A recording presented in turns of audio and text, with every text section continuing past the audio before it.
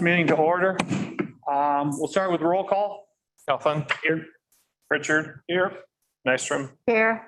Stephen. Here. Melhouse. Here. Okay, first, we're gonna have recognition of visitors. We'll start with roll call. First, we're gonna have recognition of visitors. I believe we had some softball players do some good things. Yes. Mr. Johnson, are you gonna introduce them or who's gonna start? That's right. Okay, where's the coach? Yeah, quite. Is there any certain place you want me, or is this okay? That's up front here because we need to have you by the microphone. Okay, perfect. Okay, well, thanks for having us this evening. There's 6 starters with us here tonight too. A few were out of town, but I just want to say thank you for all your support during our 2021 softball season. There was a lot of great things that happened both individually and team-wise. I want to highlight a few of those things just to express what the girls have been doing in the classroom and on the field. So this year we went 28-9 with our overall record, and only 3 of those losses of 9 were out of conference losses. So that just shows the strength of our schedule within the Raccoon River Conference. We tied for 4th in conference. We had 7 individuals who earned all conference honors. We had 2 individuals earn all district honors, and we had 3 individuals earned all state honors, and those 3 were also on our all tournament team at the state tournament. So those are some big highlights with how well girls have been doing on the field, but off the field, 6 of our 7 seniors earned Iowa Girls Coaches Association academic awards. That was a 3.75 cumulative GPA or higher. And then out of the 20 girls who traveled with us on JV varsity, 14 girls earned National Fast Pitch Coaches Association all academic at the national level. And that was a 3.5 GPA or higher cumulative. So that just speaks volume to what the girls are doing in the classroom. They know that that's their priority. And for them to be able to be on the field, they have to do their job in the classroom. And that just reflects who they are as a Boone High School student. They have worked hard in the classroom. They're great leaders in the community, and they show great character on the field.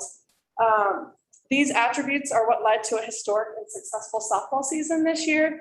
Our team goal was just to make it to state. No one expected us to be at the state championship game, but I believe in my heart that we played 3 state championship games that week, playing 2 conference opponents who were state champions the previous 2 years, and then making it all the way on that Friday.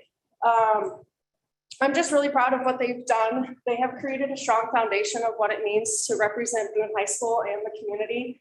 And I'm just very honored that I get to work with them. So I want to say thank you to all of you. I know many of you were a part of getting me on board to be on staff. And I just want to thank you for that, because I am getting the chance to work with these athletes and help grow the game. And so I'm just glad I can make, not me, but all of us and the team can make the community proud. And I know fall sports kickoff was the start of today, but I'm already looking forward to next season. So thank you for everything you guys have done. We are very excited, and we're glad to make Boone High School very proud.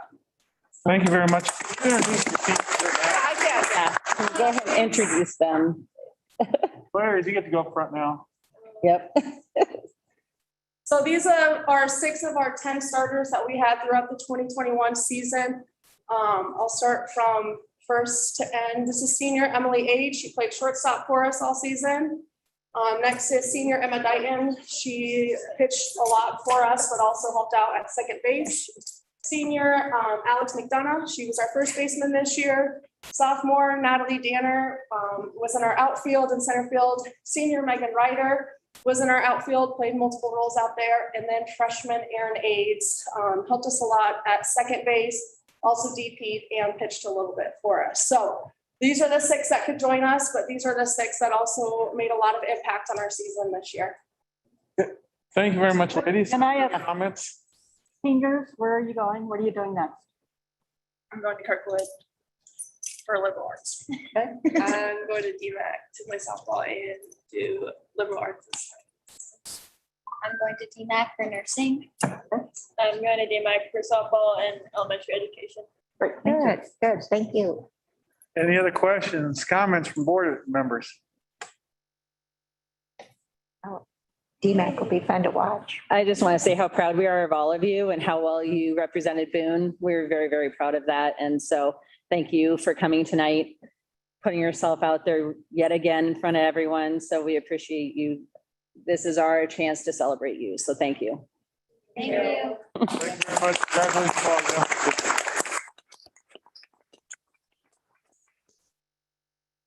Okay. Do we have any other visitors here who would like, who are recognizing? Nope, just parents back there. And Jim and Elton. Okay. Consideration of the agenda. Is there any change to the agenda? There were no changes. Okay, I'll entertain a motion to approve the agenda as printed.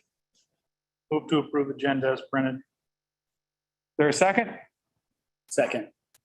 Okay, moved by Mr. Pritchard, seconded by Mr. Elfman to approve the agenda as printed.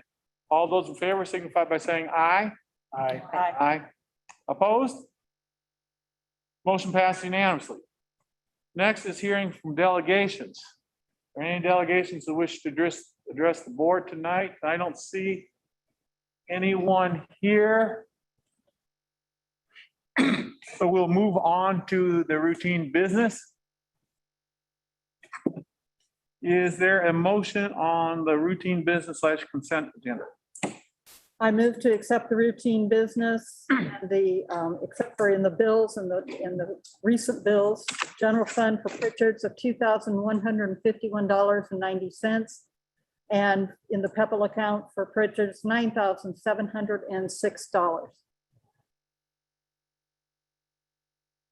Okay. Is there a second to that motion? Second, Okay, it's been moved by Mrs. Stevens, seconded by Dr. Nystrom to approve the consent agenda with extracting an item for Pritchard Brothers for the general fund for $2,151.91 and out of the Pebble Fund for $9,706.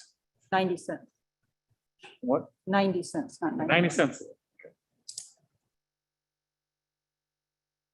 Is there any questions, concerns, comments from any board members or other things they'd like to extract?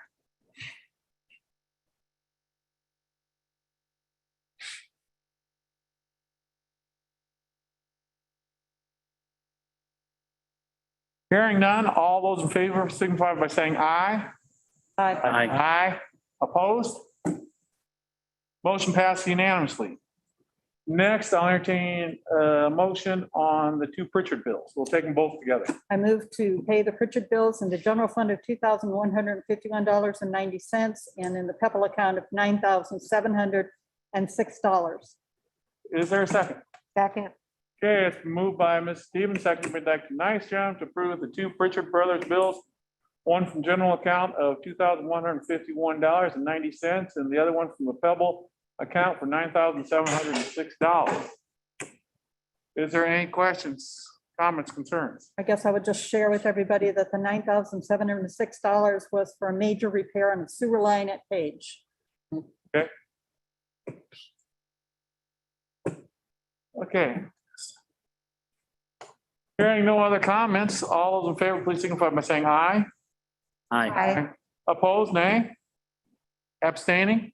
Abstain. Okay. Motion passes with 4 yes votes and 1 abstention. Next is the contract for Frontline. Ms. Drew? Yes, we have Ann Johnson from Frontline joining us virtually to kind of give you an overview of what Frontline services will provide. We do currently utilize Frontline for our absence management, but we're looking to expand upon that usage. So we're going to go ahead and turn it over to our Frontline representative. Hi, good evening. My name is Anne. I am the local representative here at Frontline Education. I have been partnering with Boone for the past couple of years as we've been partnering with the district to provide our absence management solution, which helps to track employee absences as well as find substitutes within the district. Over those past couple of years, we've also had conversations about some of the other solutions that Frontline does offer. It sounds like with the new superintendent and some internal initiatives that the district is really looking to automate processes, both within the HR, finance, and curriculum departments. So myself and my colleague Mitch Welch, who is also joining me today, have done some conversations as well as presentations for a large audience within the district, including Superintendent Treppa, as well as Mitch Lewis, the HR department, and some of the building principals.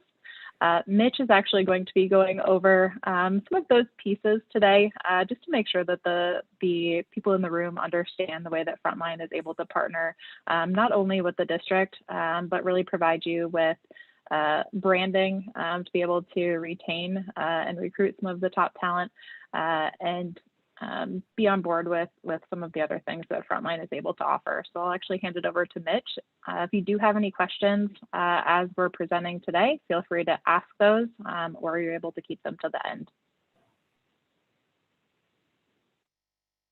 Mitch is. He's muted. You're muted, Mitch.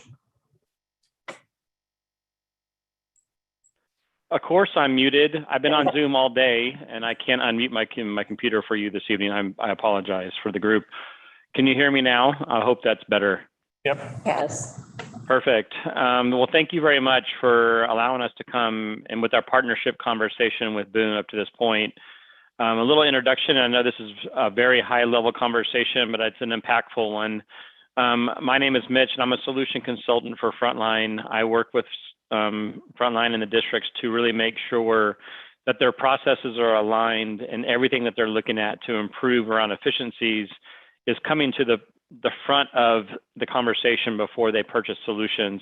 And I'm providing a picture for you that really dictated and really talked about how we presented the solutions that we're going to come to the table with you today. And, you know, Boone is really doing some amazing things around how they're recruiting, how they're trying to attract employees to your district and candidates to the teaching positions in your district. And you'll see a part of this top square up here, really recruiting top talent. And then once you start getting them into your processes, are we efficiently attracting them, branding them, keeping them, recommending them for their hire, and getting them into your organization in the right way? Is the experience for the applicant precise? Is it comfortable? Is it keeping them engaged? Are we onboarding them with a personal touch that only Boone can do, and embedding that with your culture and your message to them, not only to bring them in, but to retain them? As Ann has kind of said, the biggest piece of this is not only attracting candidates, but retention and keeping them in the seat. So when you see what is proposed today for the solutions that come in, it really is a solution to recruit, engage, and hire top talent, which is application and our recruiting and hiring system, onboarding them, getting all that critical information into your system efficiently, not with double work, not with double entry, and I call data integrity, not only on the front end, but able to report from your seat, from a superintendent seat, from a principal seat, from an HR seat. All the data has integrity and is correct so that we can continue to make good decisions, and we help them with their professional growth. So you'll hear in the proposal a professional growth solution that does evaluations for your classified employees, and a learning solution that helps you track the time of their growth. And so this picture with the employee at the center is really what this purchase is involved with, and what we've talked with all the stakeholders around. And we're really excited about that partnership because you have invested time with the absence management and the leave solution.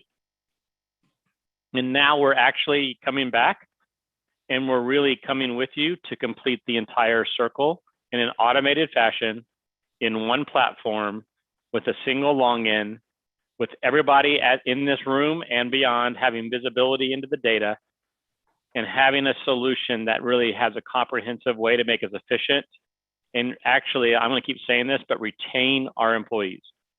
We know in this time we have to retain them. And that retention links down to student success. Teachers that stay result in higher student performance. And so I come from a principal seat in my previous life before I came in Frontline.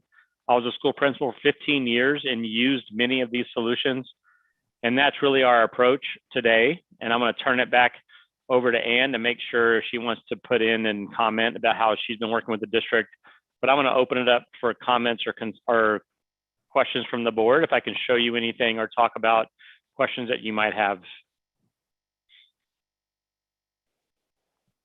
One thing I will let you know is that this purchase would be with ESSER funds. It's been approved for ESSER funding. So there's a process you have to go through when you're going to purchase anything with ESSER, and it needs to be able to relate to the topics that he talked about with retention being student-centered. And so it has already been approved to be able to utilize ESSER funding. So that would be the funding that we'd use if you were to move forward with this purchase.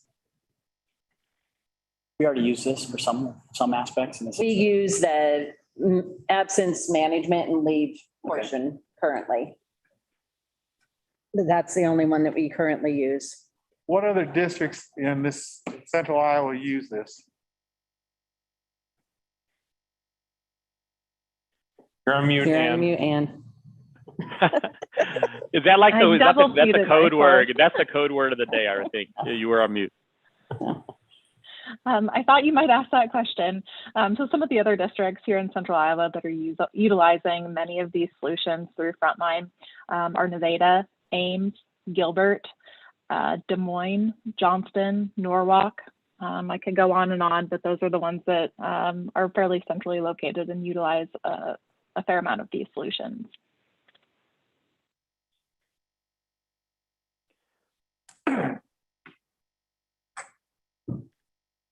Other questions, concerns from other board members? Well, yeah, so you use the entire package, or you get to pick and choose, or? We can pick and choose. Eventually, we'll use the entire package. We want to make sure that when we do the training, we do so very purposefully. So we aren't going to try to implement everything all at once, because we want to make sure that we do so with fidelity. And so that's something that we talked administratively about with regard to how we'd like to maybe tackle that. And as we get in, if this is approved, then that's how we'll tackle the training is, what do we need first? We'll do that. And then we'll go on to the next component to make sure that we can utilize it. One of the pieces that I'm excited about is some of the professional development that comes with this, some videos and training that we can push out to our employees, even as they're waiting to come on board completely, so that they aren't having to wait until they actually have a device from us, to do that, that we could actually push some of that out at a time. We can do that during the beginning of the year. There are just a lot of resources that would be at our disposal that we don't currently have. And then being able to have the evaluation system, especially for our classified staff on this same document, everything in one spot for the employee, for the employers. It's a one-stop location so that, like they said, we don't have repeated actions. Our hiring processes this year have been challenging because our processes need to be streamlined. And this is one way that we could do that. So that was going to be my next question. So it'll somewhat standardize the way the hiring process. Well, and then For consistency. more consistency, as well as with regard to, a lot of people talk about Teach Iowa site and how they don't like it.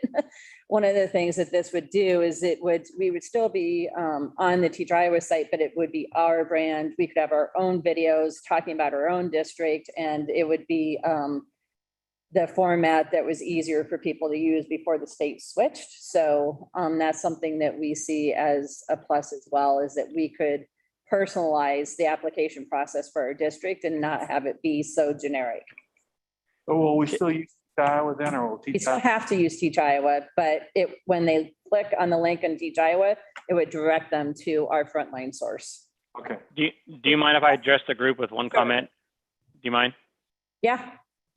So I want to say this because I think it's important, just from a former school principal. I was a principal of 8 different campuses board. So I was in that world of changing schools that were struggling. I think part of what we really come to Boone with, and we had a great conversation with them, with the whole team, is this one piece right here. It's actually a bridge between, and I think you said it really well, standardizing processes across departments. We'll no longer be a siloed approach where we have to recruit here and then we have to onboard over here and we have to get them to payroll here and we have to put them into learning over here.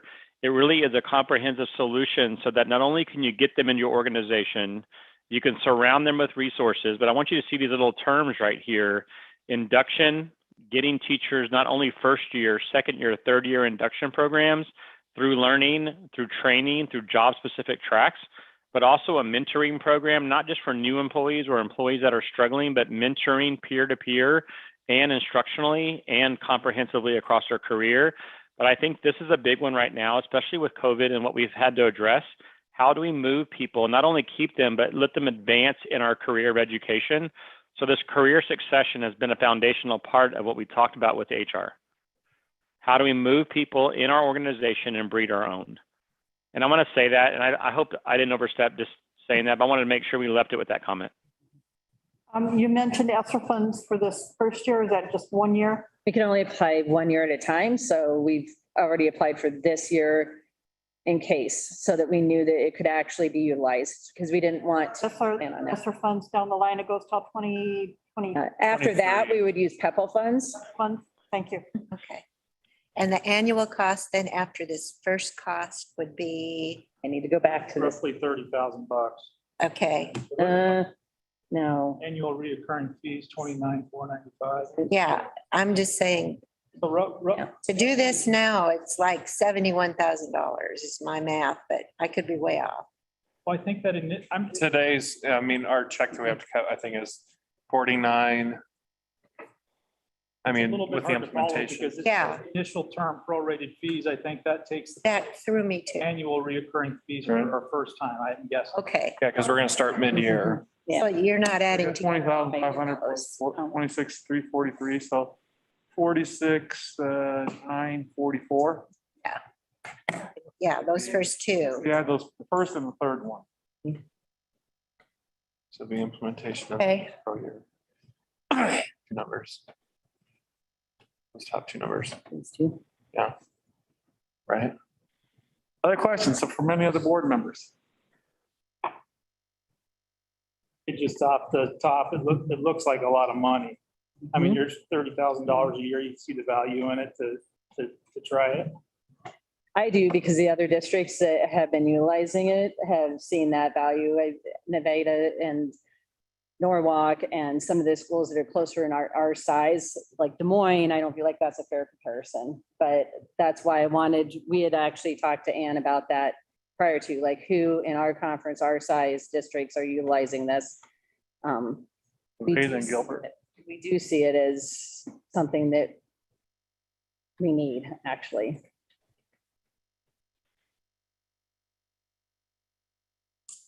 I mean, you're both, yeah.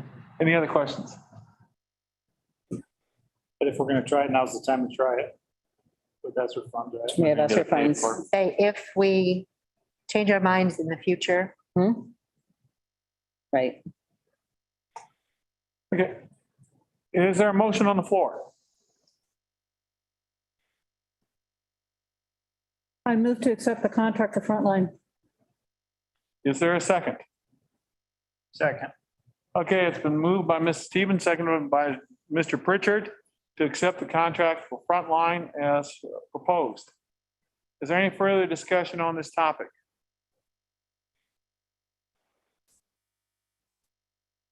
Hearing no further discussion, all those in favor, please signify by saying aye. Aye. Aye. Opposed?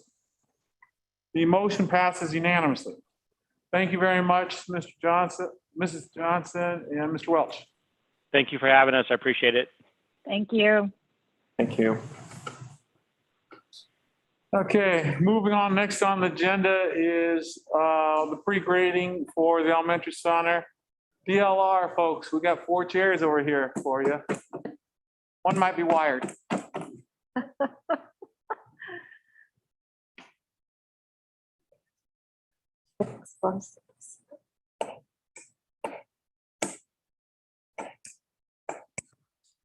are you?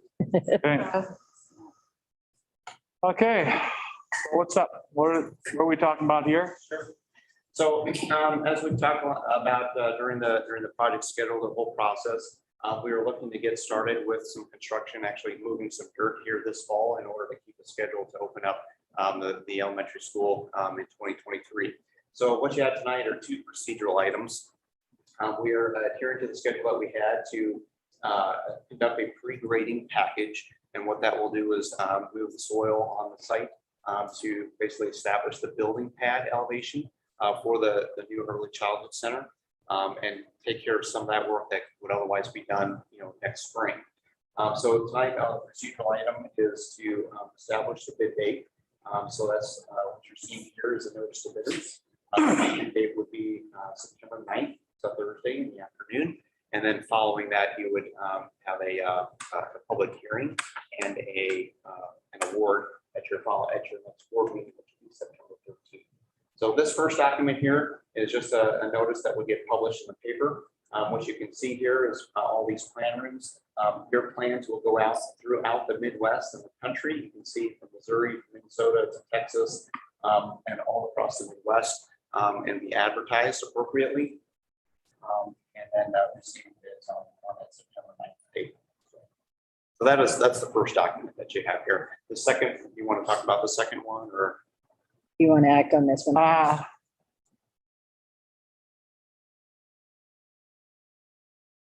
Let's talk about the three of them, then we'll decide, then we'll act on it. Because I think they all three are, Just two for There's DLR. two for DLR. okay, DLR, two of them, yes. Let's talk about 2 and 3 and then we'll ask any questions, then we can move back and vote on them. Okay. So then on the second item here, again, with the public bidding laws of Iowa, anytime you have a contract that's over a certain threshold amount, you're required to have a public hearing to address any comments from the community. So that's what you're doing here. Is this is a notice of public hearing. You would establish this as September 13th. This is the first thing that would happen before you would consider any award bids from that bid opening. And again, this is just a notice that would get published and provided, Mitch with the directions on how to do that and things. So that would get published out in the paper, as well as in Master Builders of Iowa. So. Okay, questions for Eric? Are the bid documents ready? No, they will actually be issued on August 17th. So because you only have one board meeting for this month, this is a procedural item. And so we're still working on those and review those with you prior to going on. Will you email me a set when they're ready? Last question, are you excited? I'm gonna stop asking you if we're gonna move dirt now. I'm Asking you for 6 months, haven't I? as excited as you are. So Okay. great. Okay, any other questions? Forward. Okay, let's move back. Rich, can you put front, yep, you got item number 2 first. Let's go ahead and I'll entertain a motion for the notice to bidders. I move to approve establishing the bid date of September 9th as laid out in the notice to bidders as presented. Is there? Okay. It has been moved by Mr. Pritchard, seconded by Mrs. Teben to establish the bid deadline of September 9th as laid out in the presentation. Is there any further discussion? Hearing none. All those in favor signify by saying aye. Aye. Aye. Opposed? Motion passes unanimously. Next, Mitch, if you could put up dot 3, the notice of public hearing. Move to approve the public hearing on September 13th to award the pre-grading construction contract. Is there a second? Second. Okay, it has been moved and seconded to approve the public hearing on Monday, September 13th at 6:30 PM. here in this room. Is there any questions, concerns? Otherwise, hearing none, all those in favor signify by saying aye. Aye. Opposed? Okay, both resolutions pass unanimously. Thank you very much. And next is more with payment. It's this one's a resolution appointing UMB Bank of West Des Moines to serve as the paying agent, bond registrar, transfer agent, and improving the paying agent and the registrar and the agent agreement. So this is regarding the sale of our bonds. These are the bonds for the Elementary building. elementary. Elementary, Just wanted to clarify that. for the elementary. Okay, is there any questions? Okay, now I'll entertain a motion to approve the UMB Bank as the paying agent. I move to approve UMB Bank as resolution or appointing paying agent, bond registrar, and transfer agent, approving the paying agent and transferring agent agreement, and authorizing the execution of same. Is there a second? Second. It has been moved by Ms. Stevens, seconded by Dr. Nystrom to approve the resolution appointing UMB Bank NA of West Des Moines to serve as paying agent, et cetera. That's print. This will need to be a roll call vote if there is no further discussion. Alphon, Yes. Pritchard, Yes. Nystrom, Yes. Stephen, Yes. Melhouse. Yes. Okay, the motion passes unanimously by roll call vote. Next is the move for the tax exempt certification to be placed on file. And it is exactly that, just to make sure that the tax exemption certificate gets placed on file and approved. So we just need a motion to that effect. So moved. For a second. Second. Okay, it is now moved by Ms. Stevens, seconded by Mr. Alphen to approve the form of tax exemption certificate to be placed on file and approved. Any further discussion? Hearing none, I believe this is another roll call vote. Alphon, Yes. Pritchard, Yes. Nystrom, Stephen, Yes. Melhouse. Yes. This motion too passes unanimously. Thank you. And now we'll move for the continuing disclosure certificate to be placed on file and approved for the bond series. We need a similar motion for this one, simply to state that it will be on file and approved, the continuing disclosure certificate. Okay. Do I hear a motion? So moved. Is there a second? Second. Okay, this, Dr. Nystrom's moved and Mr. Pritchard is seconded. The form continuing disclosure certificate to be placed on file and approved. Any further discussion on this? Hearing no further discussion, we'll have one more roll call vote. Alphon, Yes. Pritchard, Yes. Nystrom, Yes. Stephen, Yes. Melhouse. Yes. Motion passed unanimously. Next, we have a resolution amending the resolution authorizing the issuance of general obligation school bonds series 2021 of the Boone Community School District in the amount of $23 million and levying a tax for the payment thereof adopted 9/12/21. Julie, Mr. Bill. 2021. So this year, when we set our property tax, we already prepaid a certain amount to pay off of it. So this just fixed in that amount that we are levying this year for that payment. So It is not causing a tax rate, a raise in taxes. no, I it's was gonna It say, what we is already approved. Maintaining our tax rate. yeah. Okay. Not increase Yeah. taxes. So does this decrease our bond any or was Mitch? It just, we started paying on the bond before we Right. Okay, built it. So it's just our first payment starts this year. So okay. essentially what it is. Okay, any further discussion? Okay, is there a motion to approve? Is So moved. there a second? Second. Okay, it's moved by Mr. Pritchard and seconded by Mr. Teben for amending the resolution authorizing the issuance of general obligation school bond series 2021. Any further questions? Roll call vote, please. Alphon, Yes. Pritchard, Yes. Nystrom, Yes. Stephen, Yes.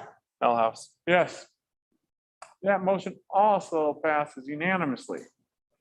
Next, resolution establishing the Boone Community School District depositories. This is a yearly move that we're required to make with the aforementioned Vision Bank 15 million, Bankers Trust 6 million, and ISJIT $46 million. Comments, concerns from Ms. Trupa or Mr. Lewis? We simply recommend that we approve those depositories. We'd like those to remain the same. We're increasing IceJet to handle the bond Right. sale, so. Mhm. Okay. Move to approve the resolution establishing Boone Community School District depositories. Is there a second? Second. Okay, it's been moved by Ms. Stevens, seconded by Dr. Nystrom to establish the Boone Community School District depositories for 2021-2022 school year as printed. Any further discussion? I believe this is just a routine voice vote. Yep. All those in favor signify by saying aye. Aye. Aye. Opposed? The motion passes unanimously. Next up, Ms. Trifa, this is the appointment of the board secretary treasurer. Right, so every year we have this appointment. It's a one-year term for the board secretary treasurer. I would recommend the appointment of our business manager, Mitch Lewis, as the board secretary treasurer for the 2021-2022 school year. Okay, any further discussion? Hearing none, is there a motion? So moved. Is there a second? Second. The move by Dr. Nystrom, seconded by Mr. Alphen to appoint Mitch Lewis as the board secretary treasurer for the 2021-2022 school year. Don't hear any further discussion. All those in favor signify by saying aye. Aye. Opposed? Okay. Now, Mr. Lewis, can you stand here? We have to swear you in apparently. Okay. Do you solemnly swear that you will support the Constitution of the United States and the Constitution of the State of Iowa, that you will faithfully and impartially do the best of your ability to discharge the duties of the office of Board Secretary in the Boone Community School District as now and hereafter required by law? I do. Welcome back. Speech. Thank you. Okay. Tenfold project update. So this is, we're asking permission for the schematic design concepts and cost opinions for the high school gym upgrades, high school HVAC upgrades, and futures high school and homeschool assistance facility projects as presented on August 2nd, 2021, and authorized tenfold architecture to proceed with the development of the design and bidding documents for all three of the projects.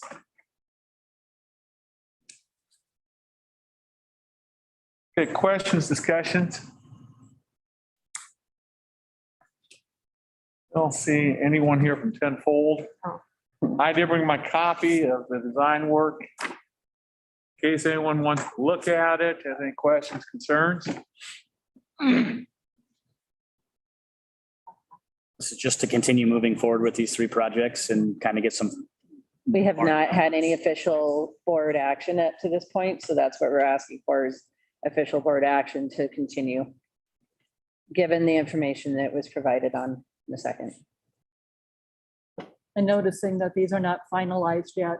Right, this Changes. is all pre-designed. Redesign, they'll be coming back in the next month or so, next month to Yes. more finalized versions and having further discussions and informational sessions for community members.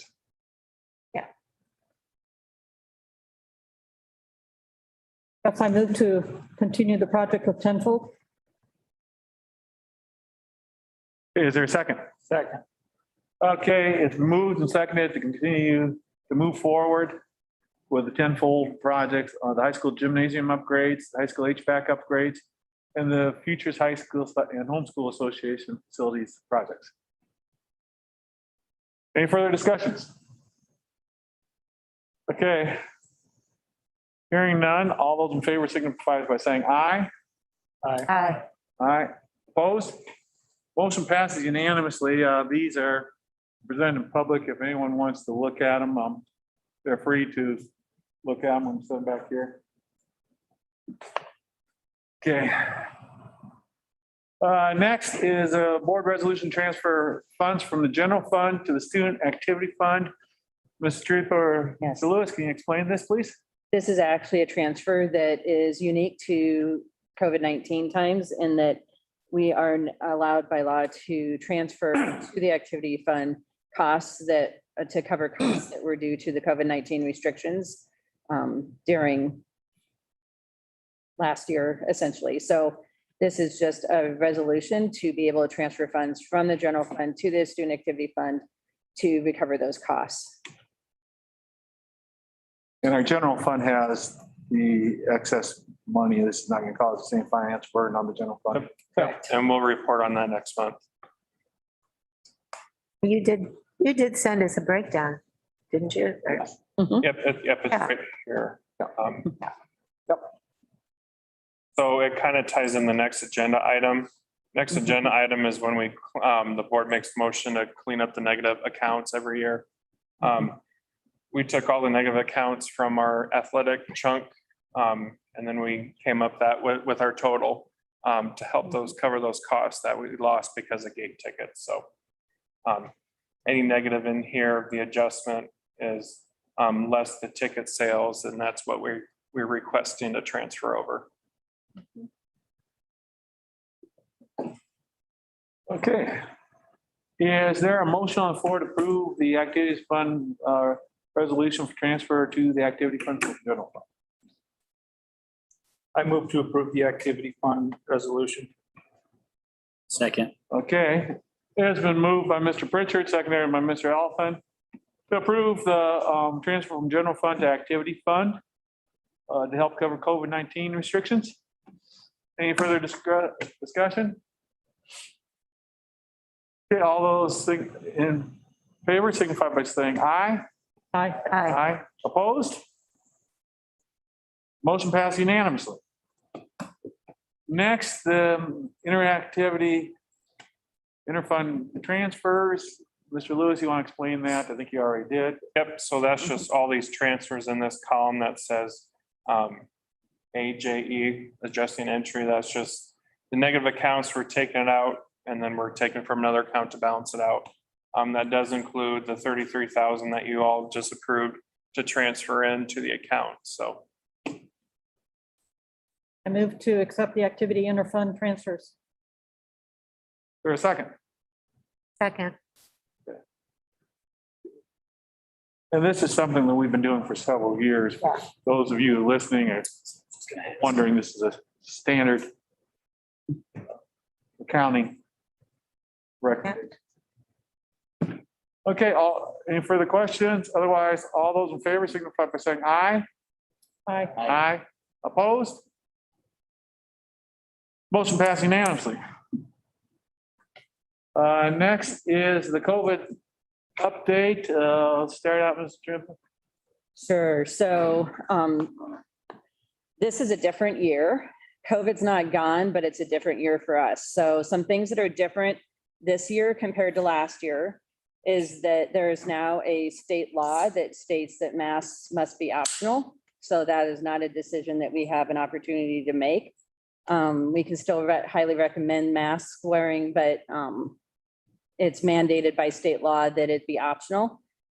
Other things that are no longer in effect are anything that was with regard to our emergency proclamation. So in the past year, when we had hybrid or virtual learning, we were allowed to use those days as days of school. That is no longer the case. If we were to say to our community that we were going to have hybrid learning, then we would have to make every day that students were not on site in session. Same thing would be true with virtual learning. We would have to make all of those days up. Some recommendations that have come from the Iowa Department of Public Health recently is them alerting us to the fact that they are not contact tracing like we were before. So last year we had kind of a COVID-19 tracker, so to speak, where we we're able to keep track of daily incidences and update our community. That's not something that we'll have that information to anymore. So that is not something we'll be able to provide because we won't necessarily have that information. We were alerted last spring when the law went into effect with masks being optional that we were to treat COVID-19 as any other illness. So it still remains that we need to have students that do not feel well not come to school. That's not changed. We want them to stay home if they don't feel well. But we would follow a similar process as we do with other illnesses such as whooping cough. If we had more than 10% of our population that had similar symptoms for whooping cough, that gets reported to the Department of Public Health, and then Public Health helps determine what we do as a result of that. So that would be the case with COVID-19 at this point, from our understanding on the guidance that has been given to schools at this point. So I just think it's important that people understand that while COVID hasn't gone away, some of the operational principles that we operated under have gone away. So it does change some of the things that we're going to be able to do. However, we still have our air purifiers in every one of our classrooms and areas. We have larger ones in the areas where we have larger areas like our lunchroom and gymnasium. So those are still here. We have them all changed out with our filters. We will continue to do that. We're still going to do what we can to make school safe for students, but I just need, I think our listeners and our community to understand the changes that have occurred for us this year compared to last year. My question, Julie, would it be something we could just post the link to the cdc.org site that updates the current county information every few days? I mean, Yeah, that seems to be accurate. it's borderline accurate because it's not being updated every day. It's being updated about every 2 to 4 days. Yeah. Time you'll go 0, 0, 0, and you think, hey, we haven't had any more cases. And all of a sudden you see 25 on day 3 or day 4. Yeah, but it is information. It is information. There's a couple other things here. We will also be putting a new return to learn plan on our website based on our conversation tonight so that people understand everything that we're talking about tonight. And we'll do that every 6 months. That's one of the new requirements as well. So that needs to be updated by August 20th, and it will be, so that people can understand what will be in place this year and what won't be. We are not offering an online option in our district either. So that's something else that people need to be aware of and understand as well. Now, a couple things that have, come to maybe other board members' attention or questions that people have asked. One of them is kind of related to that last Q&A. How long should COVID-19 positive students, teachers, staff members stay home? Some people are under the impression that you can come to school sick and not have to stay home. If you're sick, we don't want you in school. And my response is basically you would follow the procedures that we have in place. The rules have not changed as far as that goes. You Okay. still need to stay home for 10 days from the onset of illness, the time of diagnosis, when they have to begin feeling better, each of those last 2 to 3 days. Those rules have not changed. They're now strongly worded recommendations, but what we're telling patients is they must maintain isolation at home for 10 days. That's any age group. That has not changed. And that was just a question someone asked Good question. in relation to that item. And, I thought we've got procedures for anybody that goes home sick with. Right. Yeah. Mhm. And then the other question was, we had a pretty positive school environment where we really, if this mask thing is going to be optional, we're not going to change the format for no bullying, no teasing, no, people. That's even more crucial that we respect one another's decisions regardless of what they are. So I think that's something all of our administrative team and staff are prepared for, to uphold the fact that we need to be respectful of one another regardless. Yeah. Absolutely. And those were a couple of things Yeah. that Mhm. were brought to my attention to ask about. Yeah. Other questions? I have I guess a comment or question as far as like, we did the cohorts, and I know this has probably been discussed, the cohorts and public spaces and dividers. I know we're kind of starting that process. Does that look this similar this school year as it was last year? Or So- do we, So guess what where I are we would- at with that? So what I would tell you is we're trying to maximize our learning, because with the end of the emergency proclamation, now comes recovery services and our requirement to meet closing the gaps. And I know that being able to attend to the learning needs of our students is going to be a priority. So where we can, we will do that, but it would be misleading to say that we aren't going to make sure that we can have students be with staff that need to teach them what it is that they might be struggling with. And that does mean sometimes we'll have some students mixing with students they may not typically mix with, but we also are under the obligation of maximizing our learning and making sure that we're making up for the lost learning that may have occurred when we were not in session for a whole spring. We made some great growth last year, but not as much as if we could have implemented some of the intervention strategies we were able to otherwise. So our plan right now is to move forward with those intervention strategies and maximize the learning. So when time and when groups. When time would be back. That is our plan right now. Do we have any idea how vaccinations are going for kids 12 and up? Yeah, I'll bring that up in a little bit. Okay. I have a little talk to give. I'm waiting for everyone else to. Any other questions, concerns? Okay, with that, I'm going to turn the gavel over to the vice president for a minute. And I want everyone to know, I'm not saying this is board president. I'm also chairman of the Board of Health for Boone County Board of Health. I'm also chairman or director of the Boone County Public Health Nursing. I've been involved from this from the start, so I would just say this. Right now, we are kind of in a crisis.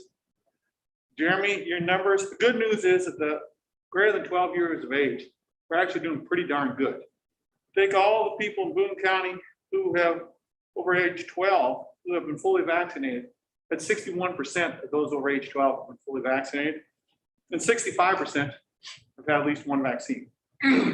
So our junior high and high school, a lot of the parents are doing their job and they're getting those vaccines in those kids, which is great.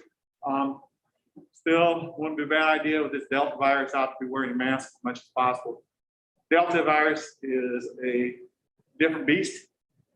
Delta virus is in your breath. If you have Delta virus, each time you breathe out, you're passing on 1,000 times as much viral load particles in your breath to expose someone else. That's why we're still recommending the masking for people who've had their COVID vaccine, because the original COVID virus, even if you got COVID after you had the vaccine, it wasn't in your system strong enough for you to be able to pass it on to someone else.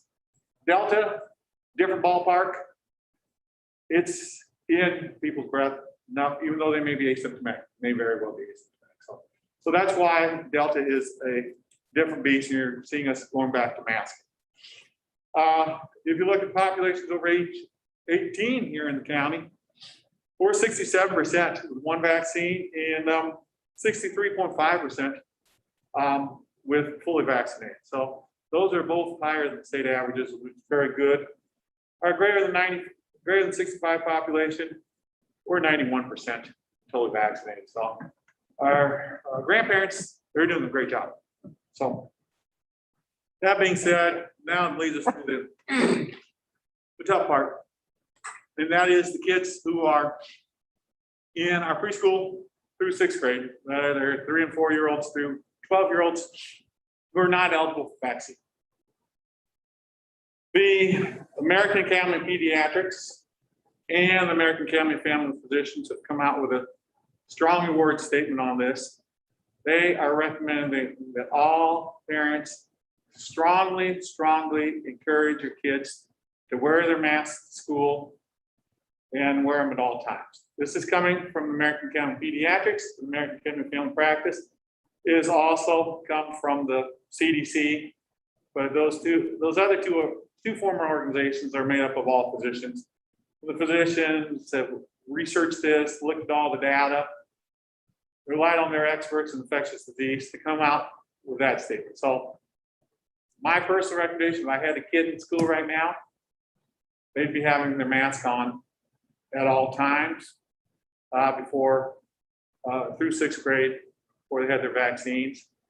Older ones now for a month or two, until we get the Delta strain through here, which looks like the Delta strain should get through here by the end of September.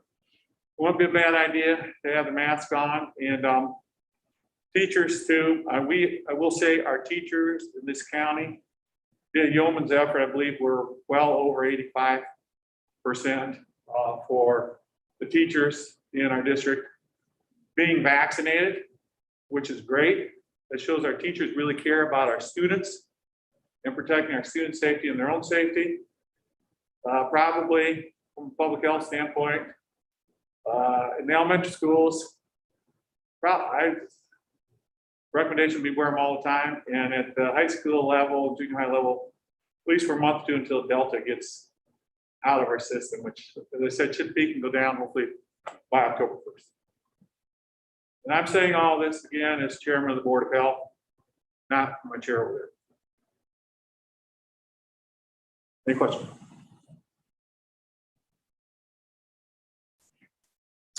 I turn this gavel back to you. Thank you. Okay, any other questions, concerns about COVID?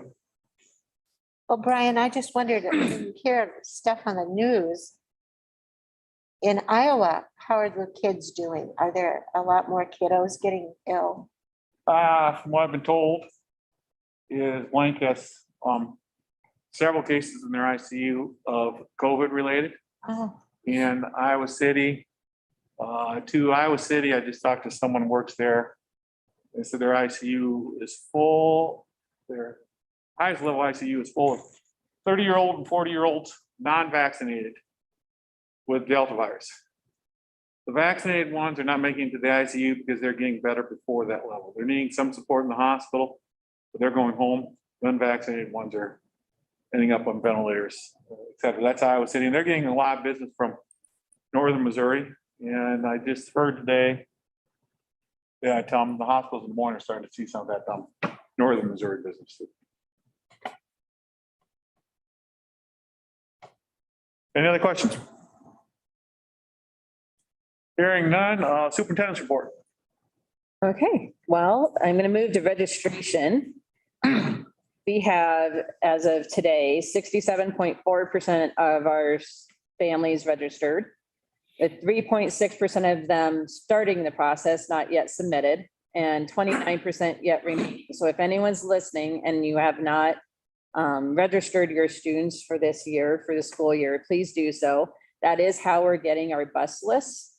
People that need to be on buses, that's how we're attaining those names and student names. So please make sure that you go on and register. It does not take long. I've been told by those that have children that it's about 5 minutes per child. I'm hoping that's accurate. That's what I was told.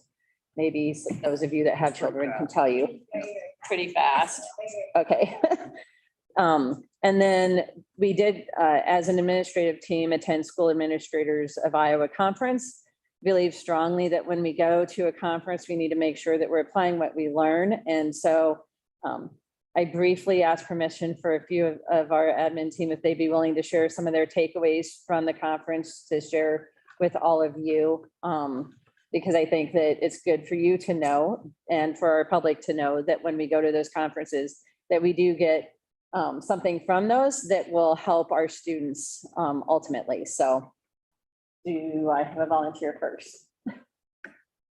Anyone that I'll go first since you're accusing me of trying to steal their ideas earlier. So, There you go. so being a new principal, I went to more topics that had like a holistic approach, not anything specific. So I'm not, I don't know all the systems of Boone yet, so I didn't want to waste my time. So I went to some things about using staff meetings and being more intentional with professional development, which I got a lot of quick ideas, making meetings more meaningful, ideas like that. There was a human connections and positive relationship speaker that was really good.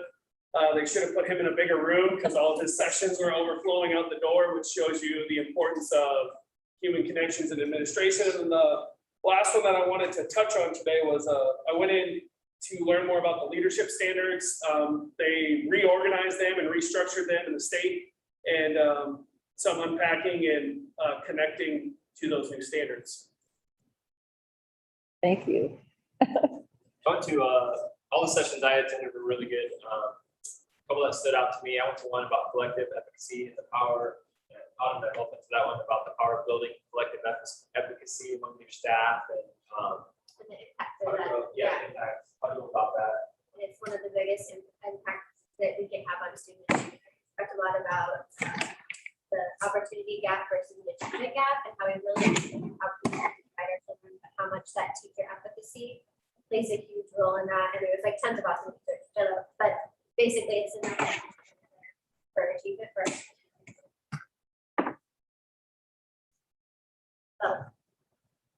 Yeah, and then I went to another one that focused on incorporating universal constructs into instruction, which is something that we've talked a lot about as we begin to work on high reliability schools and horizontal instructional framework. So that was really good to see some of the things that another district was doing to incorporate that. Some pretty neat projects that their students have done and connecting those to real world experiences and people in the field of the projects that they were doing. On social emotional learning that another district had shared and how they've really taken 5 years to reach Little Pumpkins all the way up to their alternative high school. So it was awesome to hear their journey. And remember, it's not a quick change, it's slow change, but it's worth it in that. So that was really good. I also went to most of those sessions, so I will repeat, but I think, continue, I think, seems common sense that building relationships with kids always been the most important thing connected to that. And I think when we look at how they haven't really added to the teaching standards, they've expanded them to the things that we already do. So being evaluated as statewide leaders for those types of things like building relationships and meeting the needs of those unique kids. And I think just continuing to push the message for staff that 50% of our students, and probably less than that, can play the game of school. No matter what we do, they're going to come to school, they're going to jump through the hoops, they're going to take the right classes, they're going to be respectful, they're going to walk in line when they're supposed to, go to the bathroom when they're supposed to. And our challenge is that other 50, 60% of the students. So when we look at any improvement, if we look at what we're going to do, our improvement lies in those 50% of students. We need to figure out how to challenge that other group and push them to get the most out of what they need. But anything that we're being challenged to do, whether it's with ESSA, recovery services, really starts with that focus on relationship. They just keep stressing things that kids take away from school and list your top 10 moments of school, and nobody lists out, well, I really like the essential standards in my science classes, and that's not where students go. They list that you cared about them, that when you were struggling, they pulled you in and helped get through things when things were tough. So I think all those things just reiterate to staff and kind of rejuvenate that. The most important part of making those games and meeting those students is finding a place to meet those students. Parents that really need that support. Excited to continue to push that message. Well, if you've ever been to SAI, they don't have a lot of sessions. It's like very pointed keynote speakers and thought leaders. So ditto what most of them said, because I'm last. But Drake Bailey and I also attended a session on grading practices and grading for equity. And it just really helped, I think, to solidify that the SRG is definitely a journey, but it's the right journey to be on for equitable practices for kids. And a lot of it almost felt like SRG 101, and we felt like we've had these conversations. We're feeling kind of good and renewed in the things that they were sharing as far as the why and why we're doing really hard work that it takes to have more equitable grading practices. But I think that's helpful for us to just take some nuggets that can reinforce the work that we're doing. Sounds good. And I would say from my perspective, the collective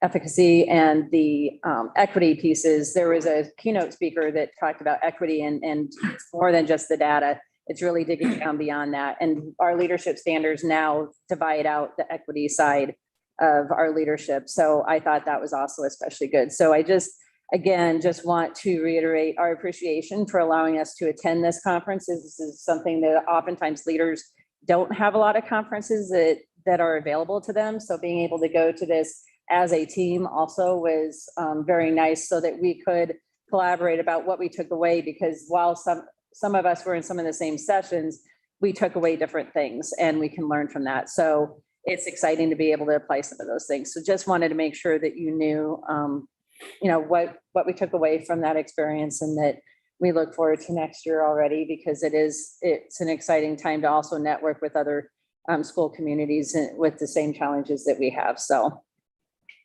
and that's it. Okay. My superintendent's report. Thank you very much. Anyone have any questions, concerns from the board? Otherwise, we'll reconvene here in 4 weeks. Move to adjourn. Is there a second? Second. The moved and seconded to adjourn. All those in favor say aye. Aye. Meeting is adjourned.